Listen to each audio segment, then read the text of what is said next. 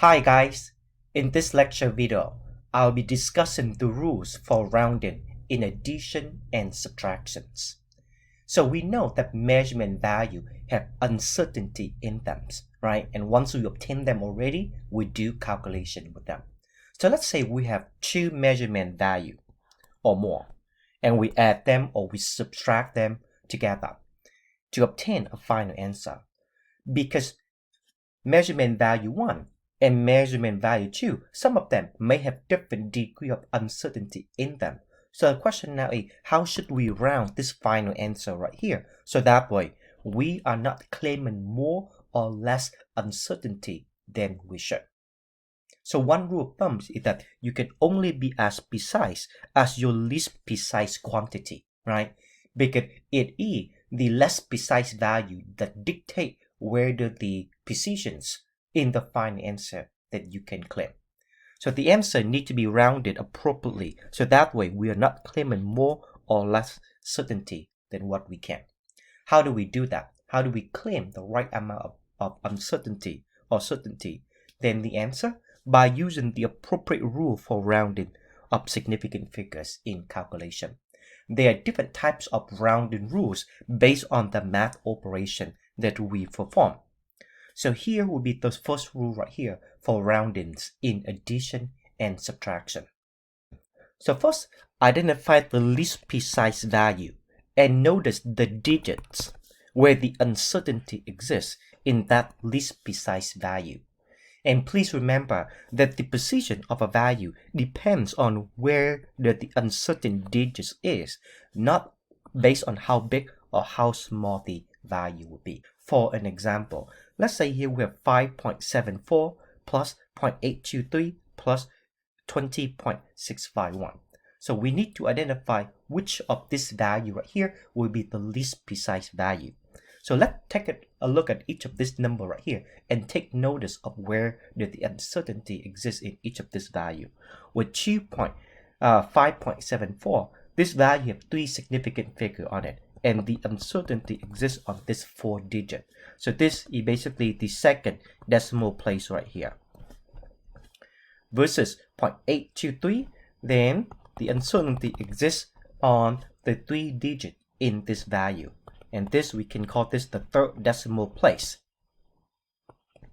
And as for this value right here, then this is the biggest value of all the value that we see. And now on this biggest value right here, the uncertain digit exists on this digit 1. So this is also the third decimal place as well. And because the first value have the uncertainty exists on the second decimal place, it basically is our least precise value. So there you go. That's how we'll be able to identify which value is the least precise value. And now let's try another example. B. We have 48,500 minus 396. So in this example right here, which would be our least precise value? So again, take notice of where the uncertain digit exists in each individual value first. In this case right here, with 48,500, we have 3 significant figures, and the uncertain digit is this digit 5 right here.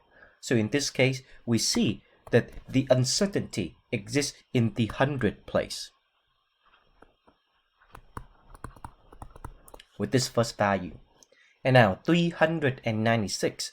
This is the least precise value right here. This is the uncertain digit in this value. So in this case right here, the uncertain digit exists on the 1, on this second value.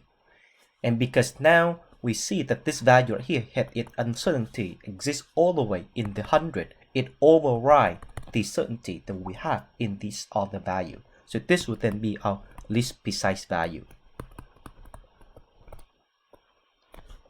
So that's how we would be able to do it. And now its uncertainty exists in the 100 place. So the second step is, after we have determined which value is the least precise value and we know where its uncertainty exists, we will then round the final answer to the same number place or decimal place as our least precise value. So on the example A, we will be rounding our answer to 2 decimal places. That's how we should round for the example A. Versus for the example B, we're supposed to round that to the 100th place. So that is how we would do it. And now let's try this example right here. So when we again plug all of this into your calculator, the calculator answer or the unrounded answer is 26.4833. So that would be the unrounded answer. And now because we know that this is our least precise value, and its uncertainty exists on the second decimal place, we now need to go back and round our answer to the second decimal place. So we need to round to 2 decimal places. And we cut out right there. So this will then equal to 26.48. And that will then be our final rounded answer.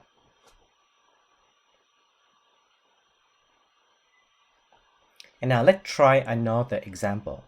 So in this case right here, B. So we have done this already, and we know that this is our least precise value. And its uncertainty exists in the 100. So after we plug this into the calculator, and now to obtain the unrounded answer, which is 40.41804. So this is the unrounded answer. And now we know that we have to round this to the 100th place. So we go to 100th place and cut it up right there. So round to the 100th place, which then equal to 481. And now we have to add 2 more zeros in. And that will then be our final rounded answer. Now, please take notice that do not put in the decimal point, right? Because if we were to put in a decimal point, we would be saying that the uncertainty exists on this digit right here, because this value will have 5 significant figures. So it's important that we leave out the decimal to now say the uncertainty now exists in the 100. And similarly, we can also apply this when we add and subtract scientific notation as well. But however, sometimes it may be a little bit more difficult to see where the uncertainty exists in the scientific notation. So let's take this step right here, one at a time. So here in this case right here, we would then have these 2 values, scientific notation, and subtracting each other. So in this first value right here, we would then see they have 3 significant figures.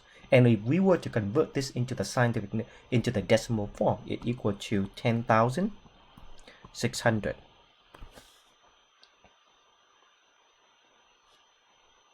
So that's what it would be.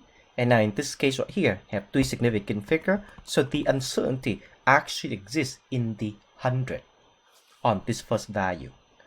So this is existing on the 100. That's where the uncertainty exists on our first value. And now this value right here, when we convert this into the decimal form, it equal to 730. And now I have 2 significant figures. So in this case right here, the uncertain digit is this digit 3, and this is on the 10.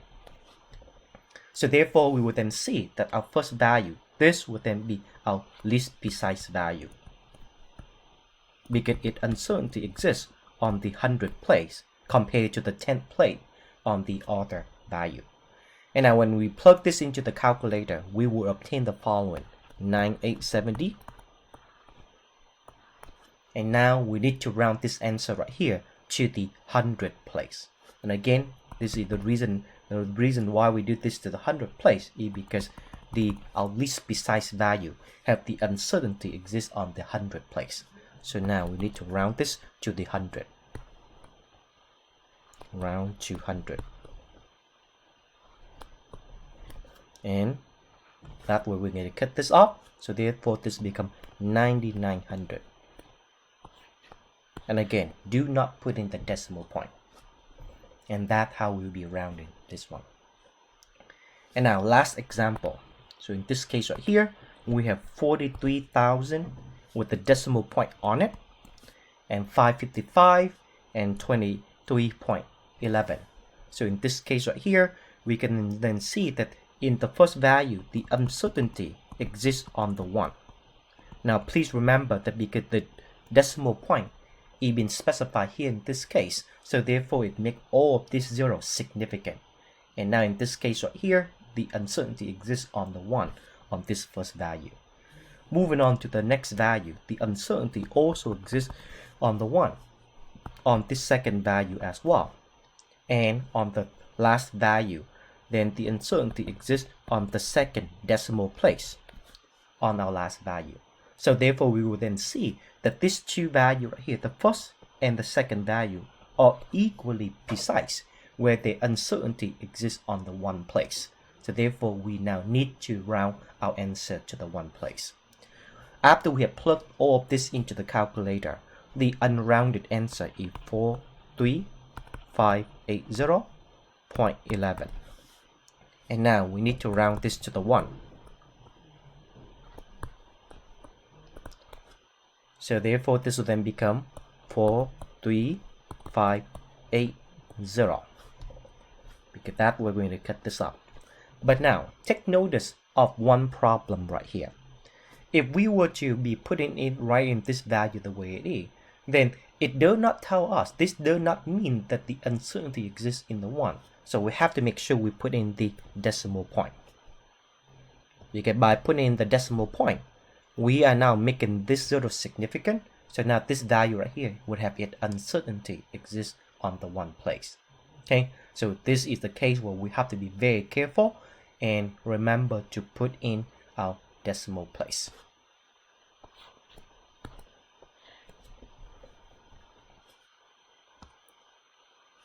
All of these following examples right here are very similar compared to what we have discussed on the previous page, so please do them to give yourself additional practice.